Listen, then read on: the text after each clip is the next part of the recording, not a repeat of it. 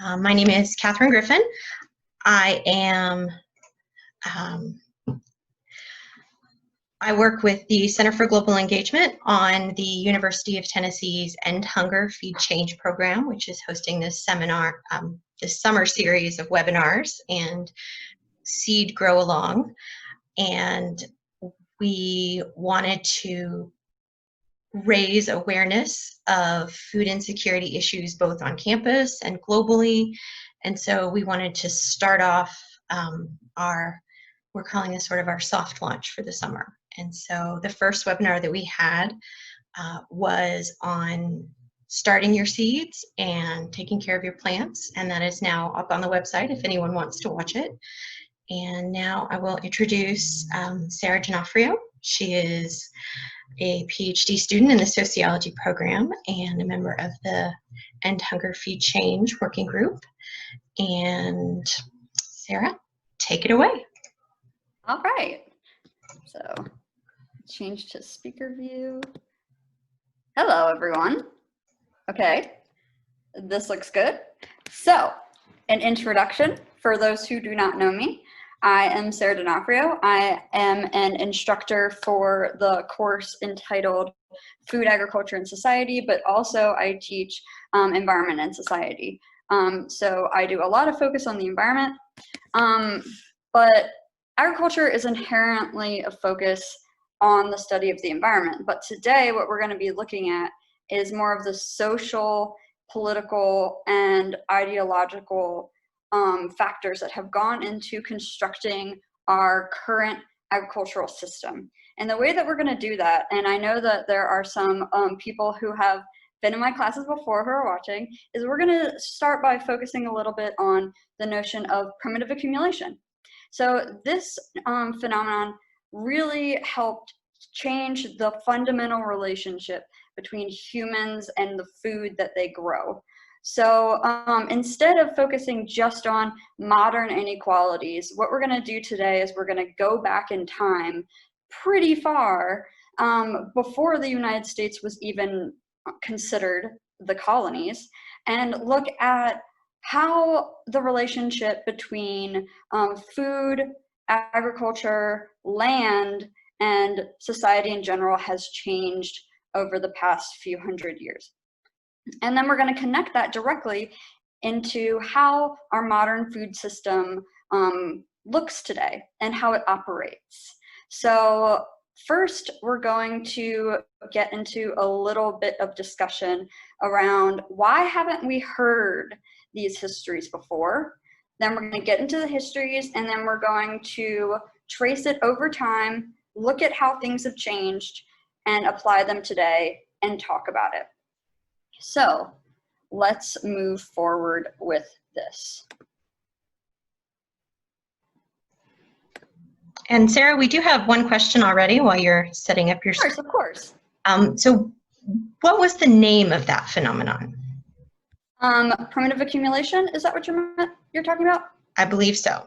So we're gonna go right into it and define what that is. And basically, just a little spoiler for you, it's the period of time where people were separated from the land that they used to provide food for themselves. So this is starts the fundamental relationship of we need to depend on someone else for food production. And in general, who has stepped in is the agricultural industrial food system. So we're going to look at that over time. And this is a very, very interesting history. It's one that is consistently lost. Because when we talk about England and history, we love to talk about royalty, right? However, the histories that are lost are often the histories of most of the people that existed in societies, instead of just focusing on the elite, which we tend to do in our history classes. So this is a history lesson that challenges many lessons of how we're taught about history at all. So let me try and find my screen really quick. Here it is. And here we go.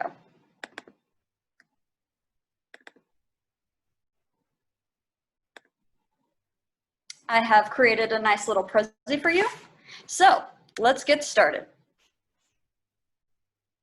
So when we're talking about food, agriculture, and inequality, the food movement started becoming a force to be reckoned with, emerging as an identifiable social movement in the 1960s as a social justice issue. However, if we look at the larger trajectory of history, we can see that unequal access to food and the land to grow it on is a very, very long history. And we're going all the way back. But one of the first key themes of this lecture is disrupting something called an existing historical narrative. So a dominant narrative is an explanation or a story that is told in service of the dominant group's interests or ideologies. And one key example of that could be the Thanksgiving story.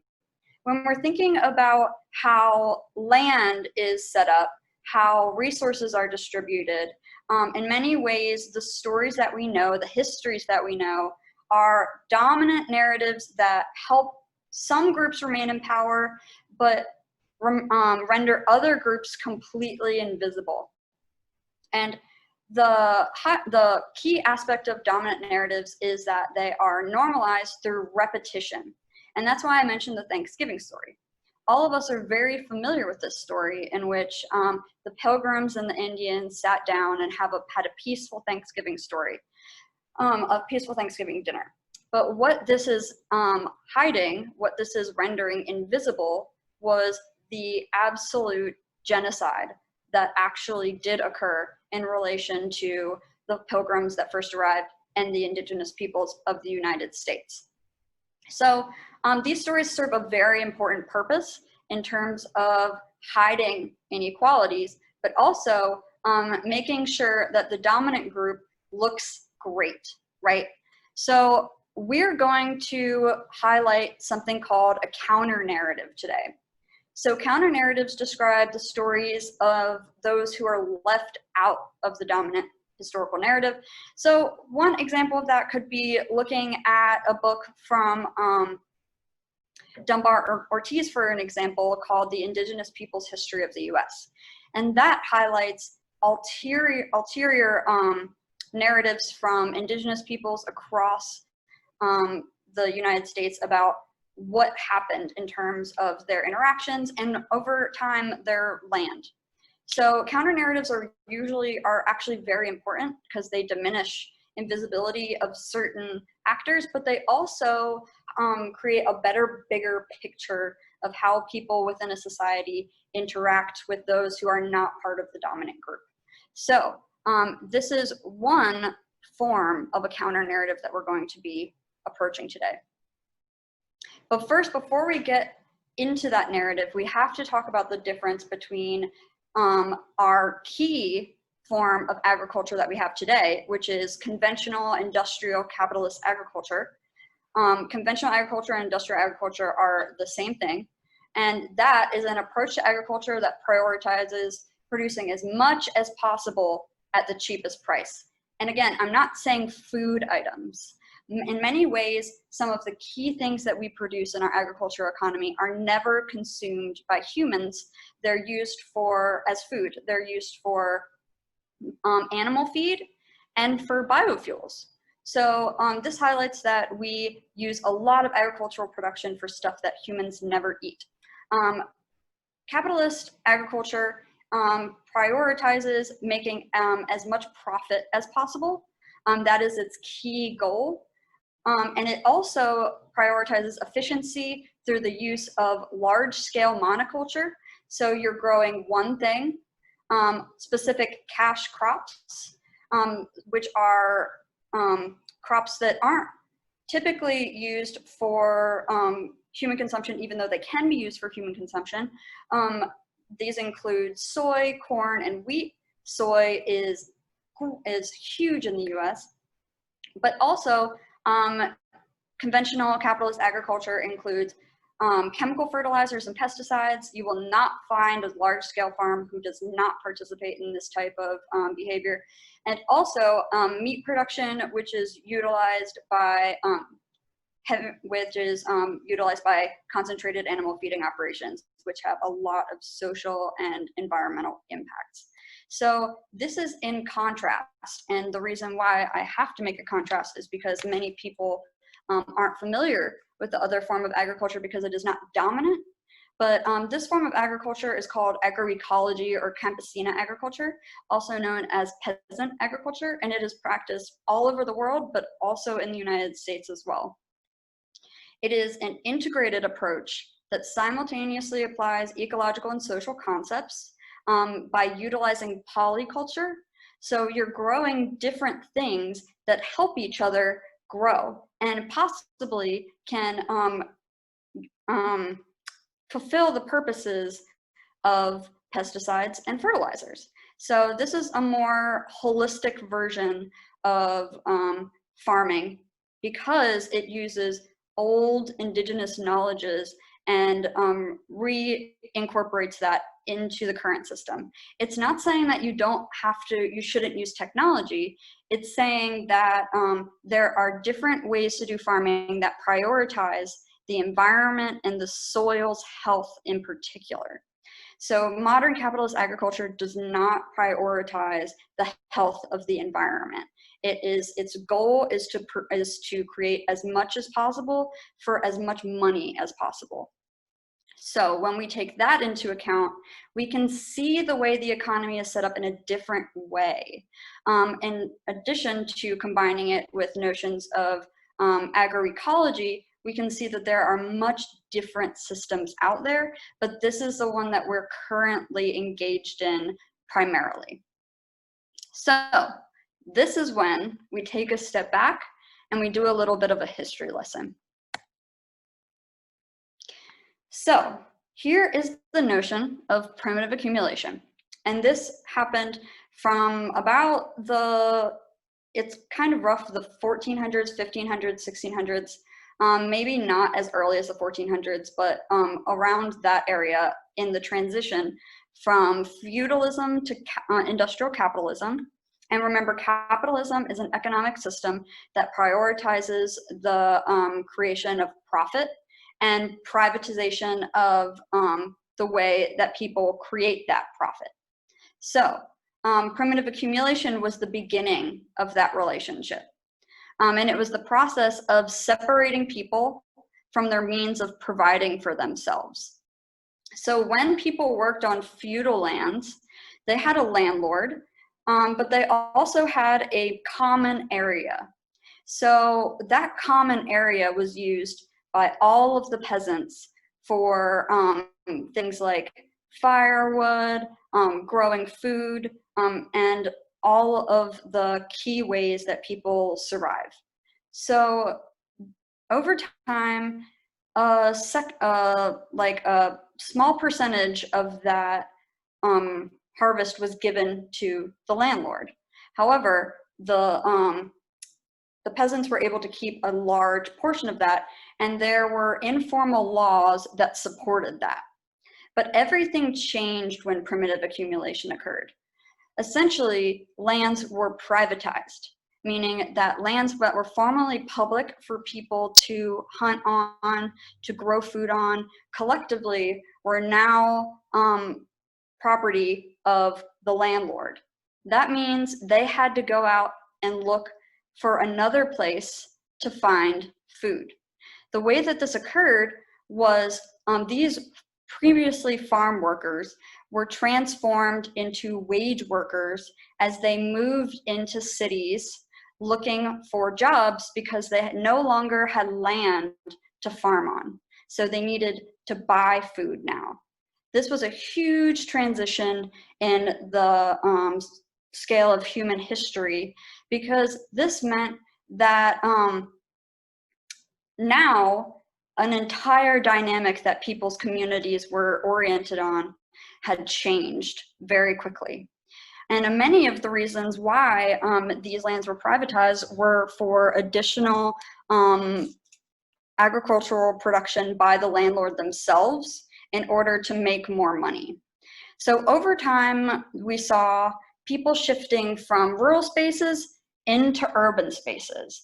But again, let's look at the dominant narratives that we often hear. We often hear that one of the key drivers of people from rural spaces into urban spaces was opportunity, right? Well, there was, in a way, opportunity, but you also have to take into account that they didn't want to starve to death. So they didn't have much of an option in terms of moving into wage labor, which was starting to emerge as jobs in factories. So here's a quote, and this is from where I'm drawing a lot of my material. It's by an author named Michael Perlman. And here is a good quote from, it's not Perlman, it's a related author, and she is one of the key historians of British agriculture. And why analyze British agriculture? Well, we come from the British. When these ideas were implemented in England, right after that, they were exported to the United States. And that's where we started developing as a colony that was used for agricultural exports. So, because remember Virginia, that was a key colony for the export of tobacco, for example. So here is how things changed a lot. So in the country, people had to work together amicably to agree on crop rotations, stints of common pasture, the upkeep and improvement of grazings and meadows, the clearings of ditches, the fencing of fields, all of these tasks that agricultural communities had to do in order to eat. So they toiled side by side and they worked together from morning, afternoon, and evening. They depended on common resources for fuel, bedding, fodder for their stock, and by pooling so many of these necessities, they were disciplined to submit to the rules and the customs of community. So this dramatically changed when enclosure, or the act of closing private property, closing the commons to private property, took place. So after this, when every man could fence his own piece of territory and warn his neighbors off, the discipline of sharing things fairly with one's neighbors was relaxed, and every household became an island unto itself. Now you can start to see how these shifts are reflected in modern times. This is very much how modern society works, especially in terms of us having our house, our yard, our cars. This is our space, and we are individuals who care about our family and our friends, not the community in general. So this is a bigger shift into how we understand the collective. And these are some key impacts that lasted over time, not just for British peasants, but for the entire world, since Britain was one of the biggest colonizers in the world, including in the United States. So one big impact is a social shift. So you're getting away from common resources to individual resources. So this shifted ideology as well in terms of people's values. Community, collective resources were no longer valued at the way that individual resources were.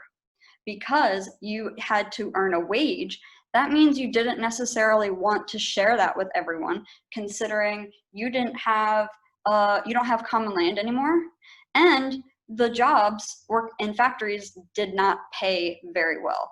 Hence the reason why children were encouraged to work there in addition to their parents.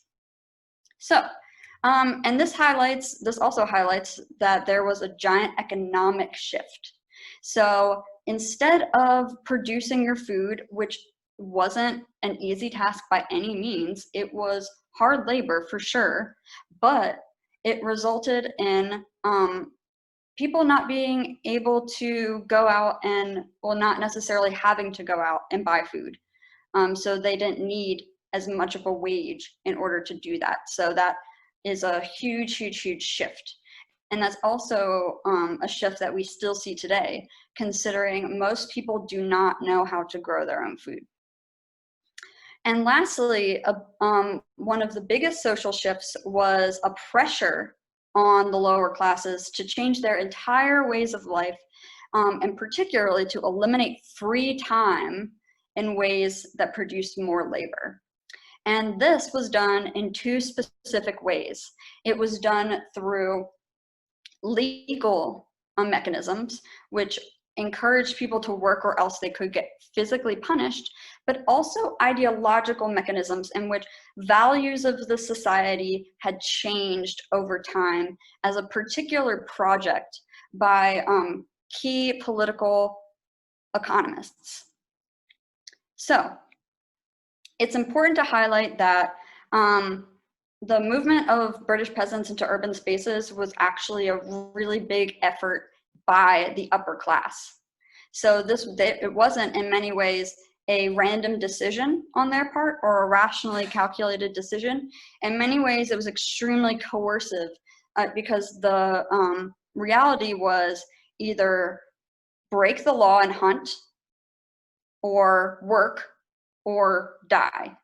So there was not many alternatives for the people involved here.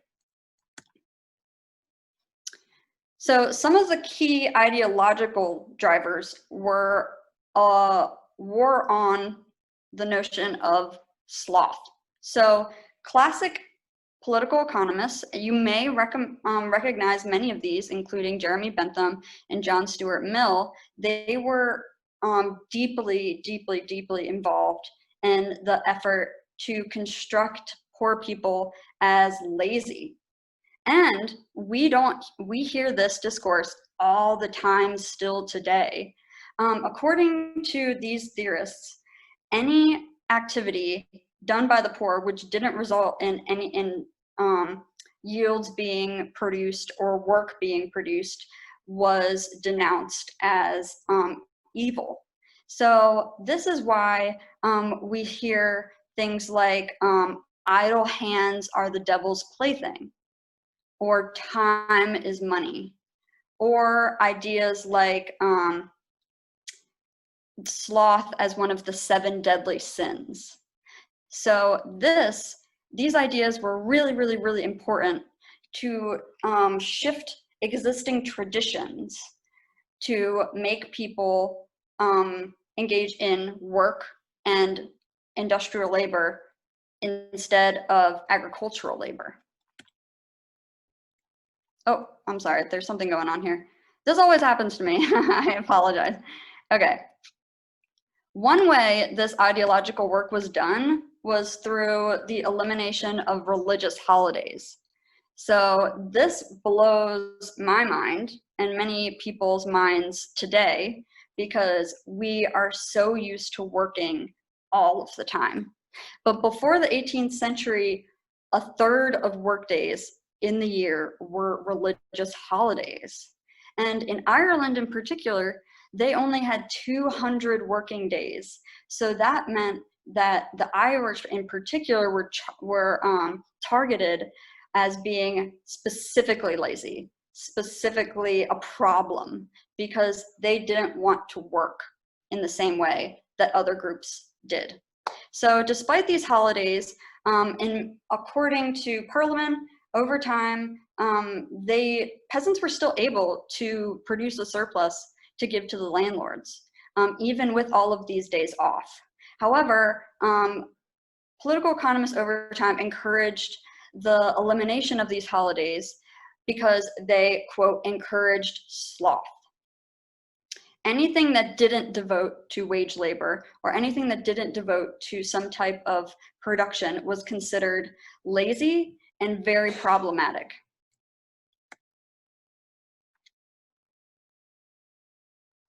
Sorry, there's a thing on top.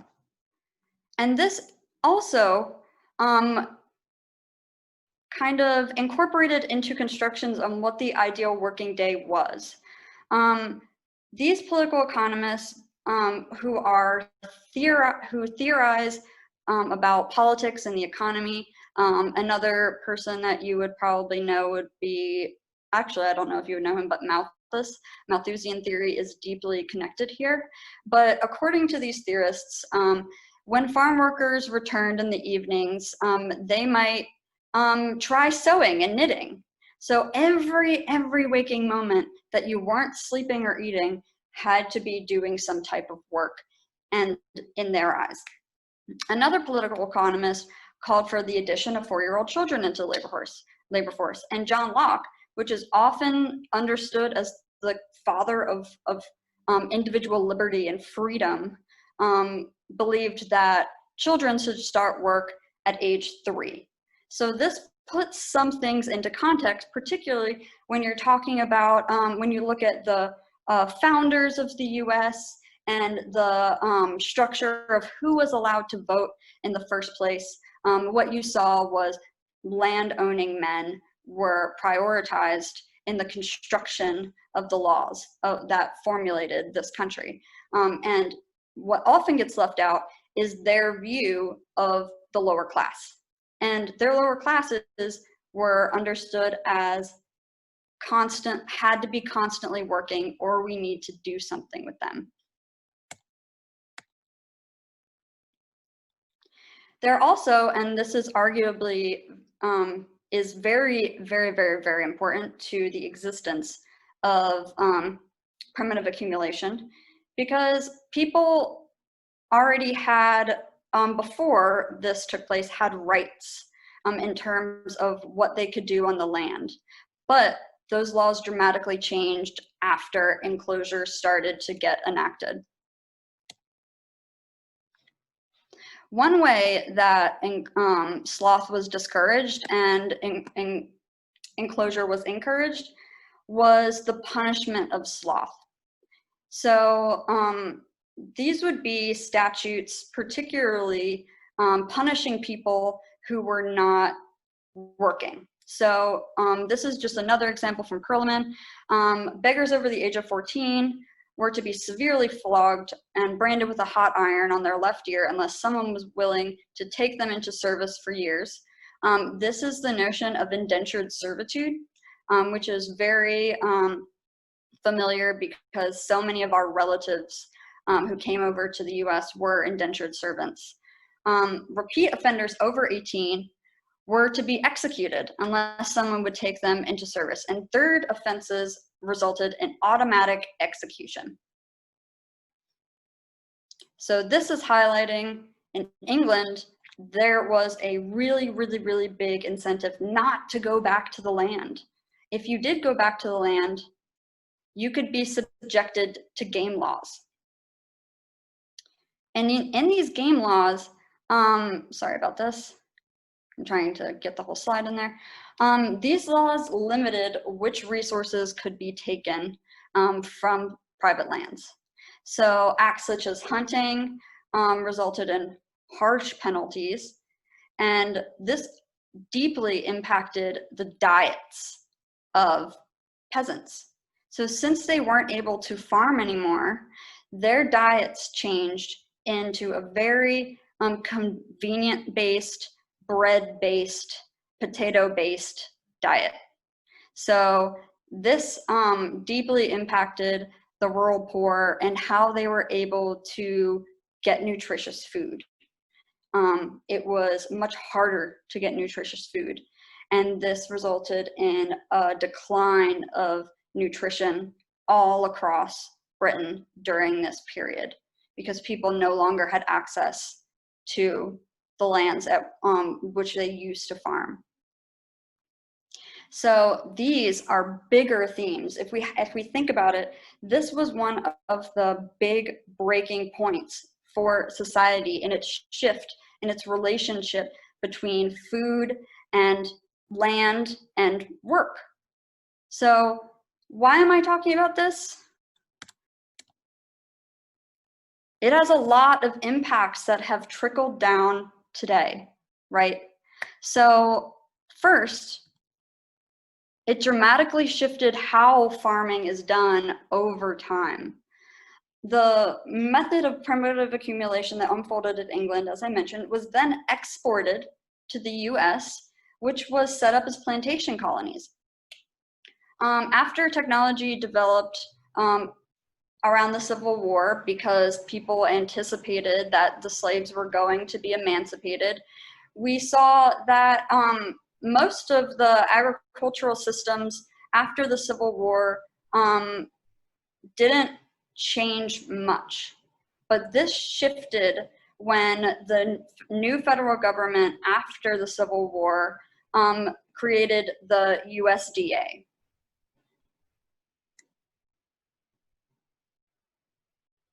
And this marked a big shift in terms of how farms were set up.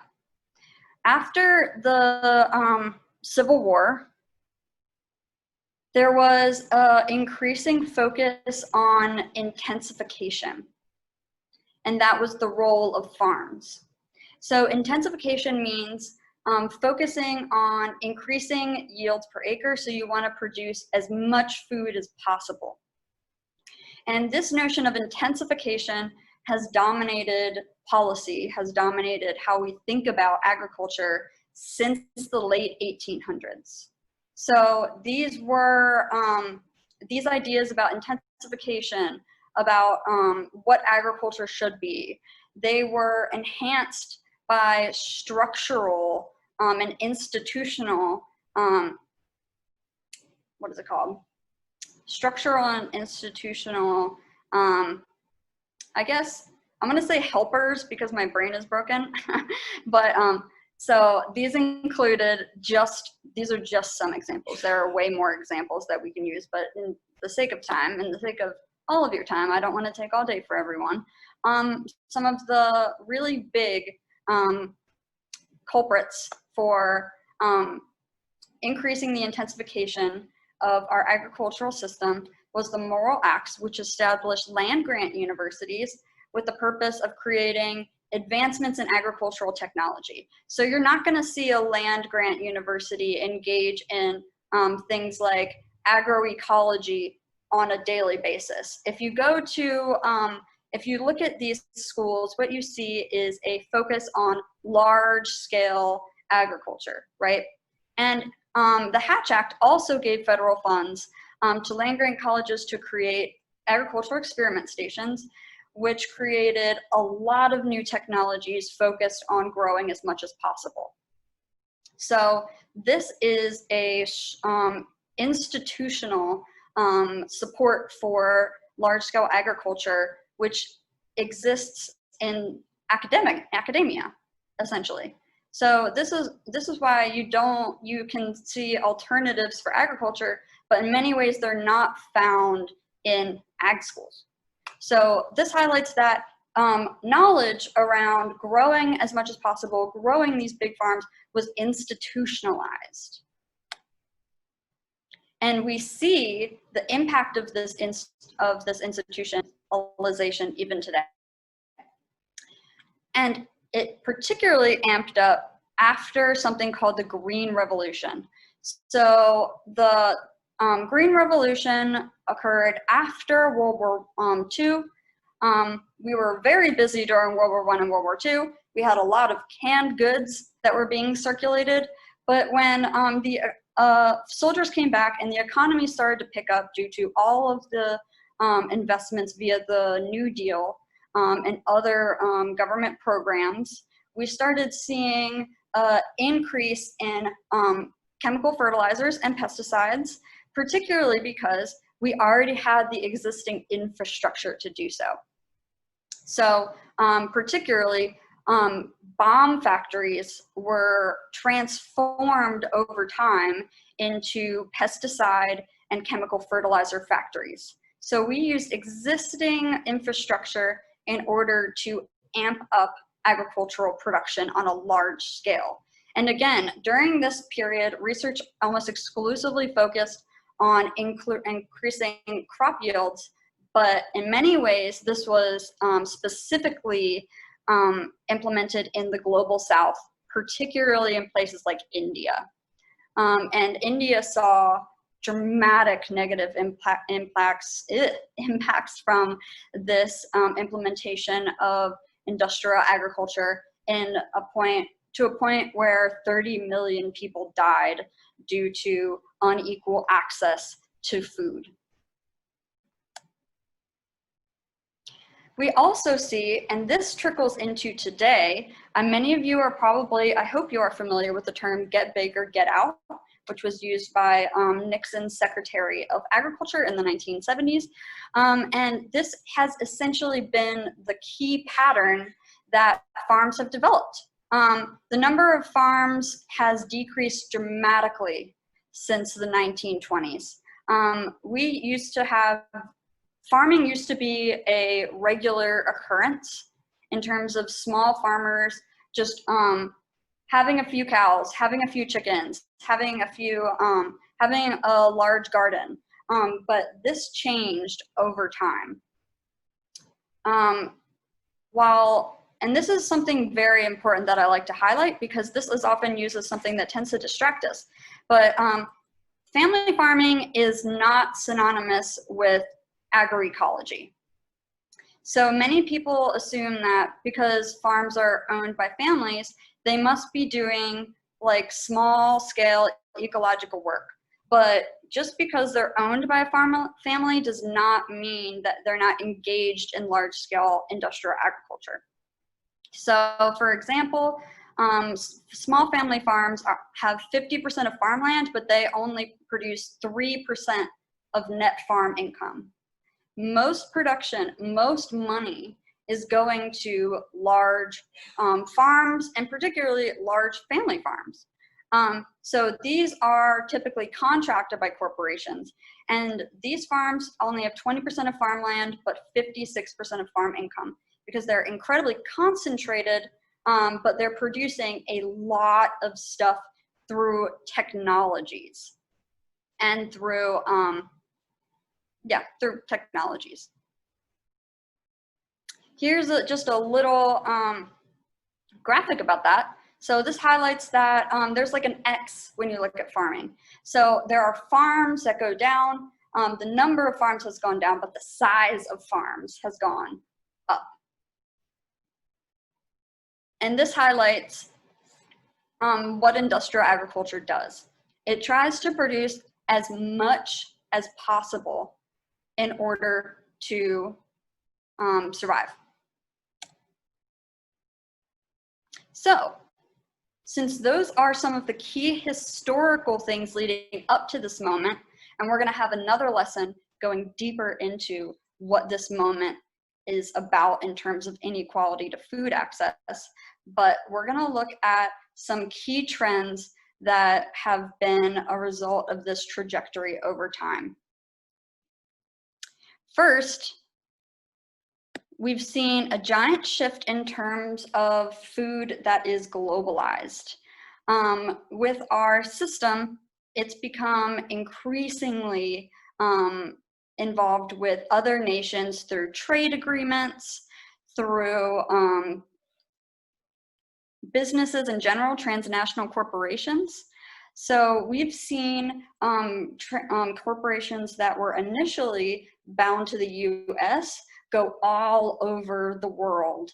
So Starbucks is just one example. They get just some of their items like sugar and milk and their coffee beans.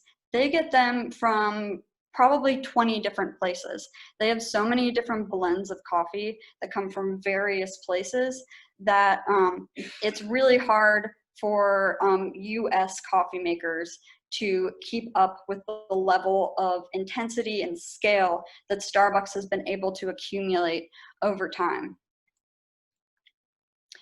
Another key trend in the modern food system is that it is corporate. So not surprisingly, as we saw corporations aiming to get into the game of producing food, we've also seen them investing in technologies, investing in buying other companies, to the point where the food industry has become so concentrated that a handful of producers own most of the production processes. So that creates a lot of inequalities within food distribution, and we're going to be looking at those later on.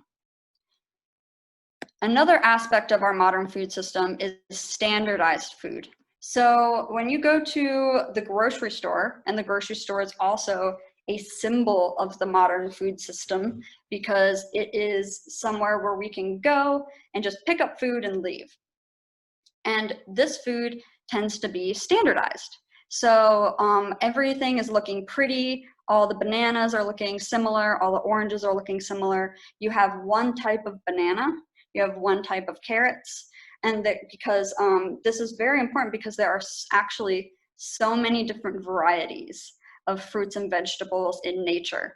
But you pretty much don't see them because they are not prioritized as the food we think of for consumption. In our minds, when we think of an orange, something comes up. When we think of an apple, like one of the varieties that we have comes up. But if you think of all of these different foods, there are endless varieties, and many of them have been rendered extinct through this emphasis on standardization. And that also has a lot to do with the conversation on genetic seeds, but we're not going to get into that today. And zooming in here, oh no. So one really big issue with standardization is that it underscores the unequal distribution of our food system, particularly the problem of food waste. So this statistic comes from the USDA. In the United States, food waste is estimated between 30 to 40% of the food supply. That's a massive number. That's food wasted before a consumer ever gets to see it. And this is based on the USDA's Economic Research Service. And this is about $161 billion worth of food just in 2010.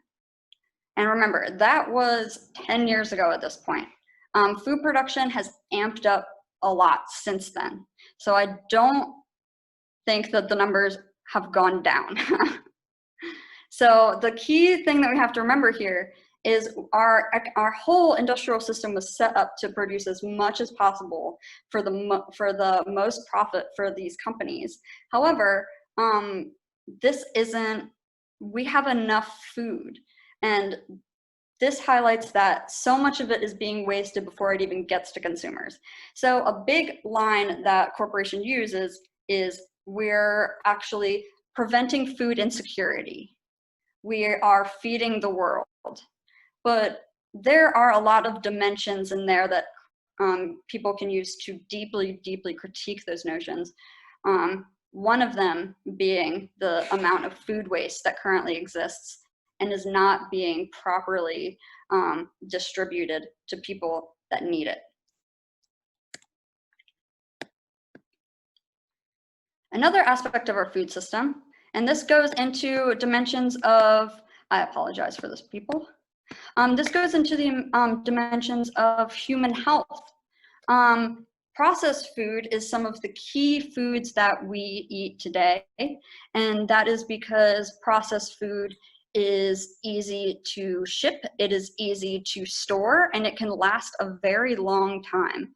So processed food can essentially be anything from prepackaged to frozen, but there is a good way to think of it is along a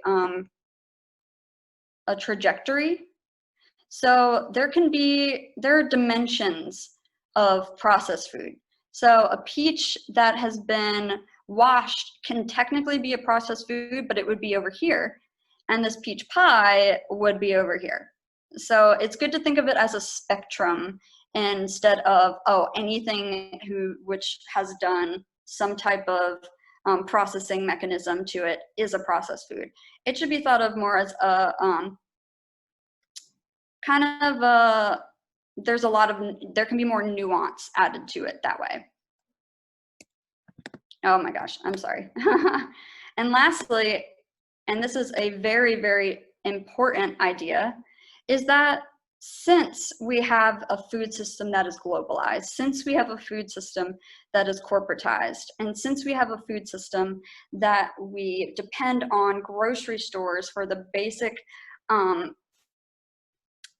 for our basic food needs, we've become incredibly disconnected from our food. Not only do we not know where our food is grown, we have no idea how it is grown or who grows it.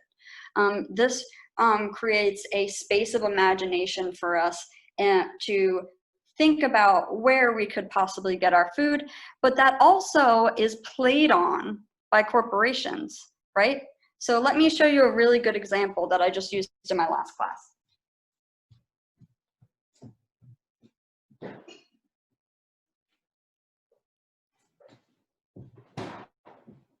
So in the grocery store, for example, one thing that is often highlighted is farm fresh, right? You see things like, hold on, I'll stop sharing because that's the last slide anyway. You see things like this on milk containers, right? So notice that this is not organic, but yet, however, this is a image that is conditionally and chronically utilized by corporations and advertising campaigns to make us think that this is actually where our food comes from, what our food, the place that our food comes from looks like.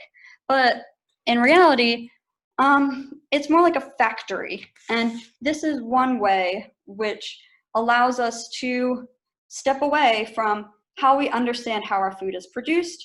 But this also creates a bunch of disconnects to how we understand food, what is healthy, what even exists out there, how we get access to it, and a whole number of questions that revolve around inequality. So since enclosure, since primitive accumulation, humans have been extremely separated from our food. And as our economy has continuously formed, what we've seen is an increased specialization in farming, in which a small percentage of Americans, of people in the world, are farmers. However, there's an increasing awareness towards the counter narratives of the importance of peasant farming throughout the world. And in many places, peasants actually create more food than industrial farms. So it's really important to keep these narratives in our minds so that we understand how things have dramatically changed for people in addition to industry over time. So that's actually all I have. Does anyone have any questions? There is one question. Let me address that. Oh, well, I did the slide, Jay. Did that help? I don't know if he can talk. No, but I can give him permission. Okay, good. Yes. So it was primitive accumulation, is that? Yes. Okay, it was impossible to understand that the 2 or 3 times that you said it. So I'm sorry, I'm from an area next to New Jersey and we speak very quickly. got it, thanks. Does anyone else have any questions or critiques? I'm not a god here. I love critiques. I will take it on. Any questions, any comments that reflects your experience or things that you've seen or contradicts things that you've seen?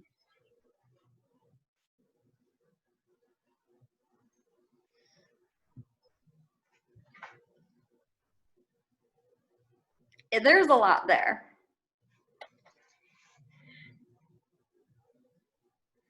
And so, Sarah, you will be able to do one that sort of, because I know that understanding the food systems is key to understanding, you know, our current modern food inequalities. And so we'll be able to do a follow-up that sort of explains, you know, how our food inequalities or access inequalities now sort of stem from our food system, as well as other societal aspects. So yeah, absolutely. We'll be getting more into actual examples of inequality. Particularly, we're going to be looking at racism and food inequalities, particularly in terms of food deserts, or as they're also called, food prisons. And we're also going to be looking at the issue of food insecurity amongst college students, because college students are a key group that is becoming food insecure. Even though there are all of these stereotypes around college students as wealthy, what we're actually seeing, particularly on southern campuses, is that there are a lot of issues around gaining access to food. I could see that particularly as an issue in the University of Tennessee. My students have brought this up ever since the Walmart left, and people don't have transportation on campus, and one of the only options is the Publix, which can be very expensive for students that have a lot of fees only, or can't have a job when doing all of their studies. So this is some very important on the ground, less theoretical inequalities that we're going to be picking up and talking about in another seminar. Yes, and I will send out word to everyone when that is scheduled and what the link is. Sarah, we also have 2 more questions in the question and answer section. The first is, how is the role of university or research centers in creating the food inequality? So there's a lot to that. And one thing, instead of me rambling on forever, one thing that I can specifically address is there's a huge role of corporations and universities working together within research centers in perpetuating the existing food system. One way that is done is through funding. Since the state over time has backed away from its role in providing funding to state universities, the groups that have decided to step in and fulfill that funding role has been corporations that would primarily benefit from agricultural research that in things like large-scale farms. So they not only have the power to fund research, but they also have the power to not fund research. This means that if research purposes don't necessarily align with the goals of industry, you might have trouble getting funding. And this is not just the case for agriculture, this is the case for many, many, many different academic disciplines.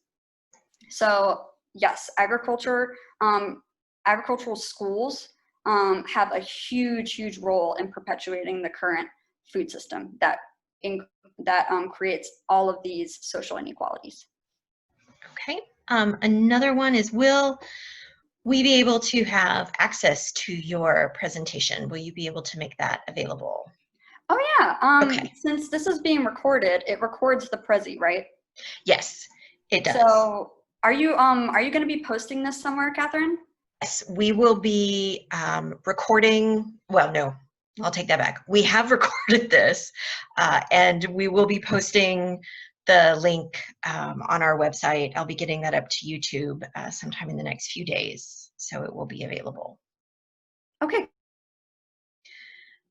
So do we have any other questions for Sarah?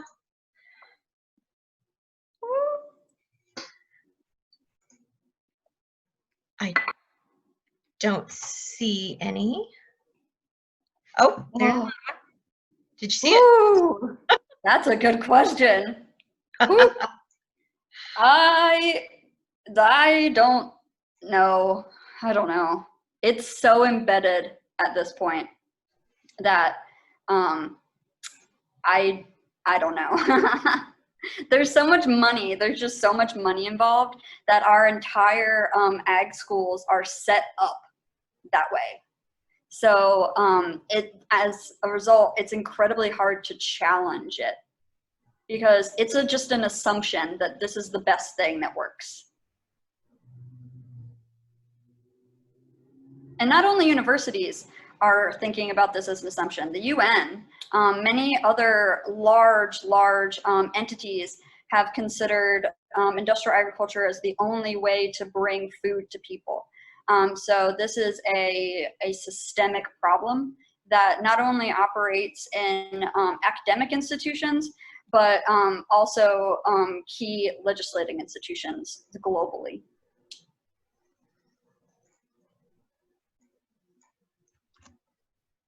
Okay.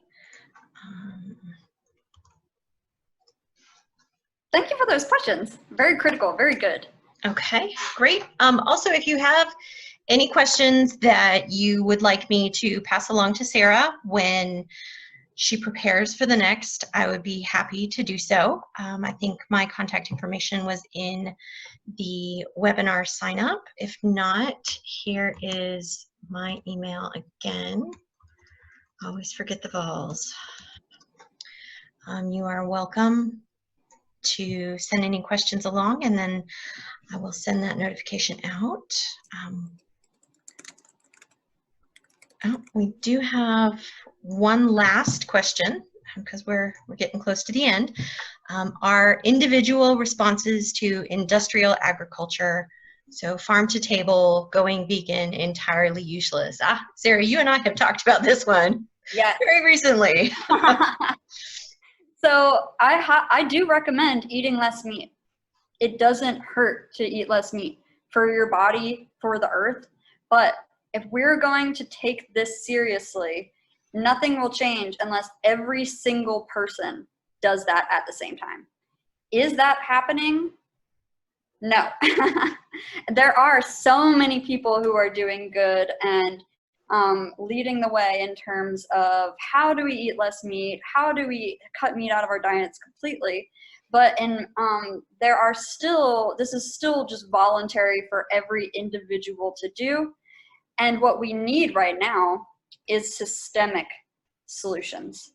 It needs to be a top-down project or a bottom-up project in terms of a social movement, which is really pushing politicians, corporations to change their ways deeply. But as of right now, I do have to say that individual solutions as they exist right now aren't going to solve this problem. And this is, in many ways, that can depress people, but I see it as empowering. So why do I see it as empowering? Because you're actually looking at the reality instead of just something that's making you feel good for the moment.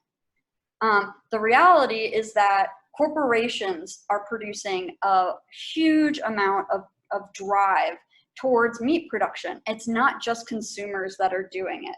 So if we take this only consumer-based approach, we're missing all of the production that's behind it and the fact that we are advertised to.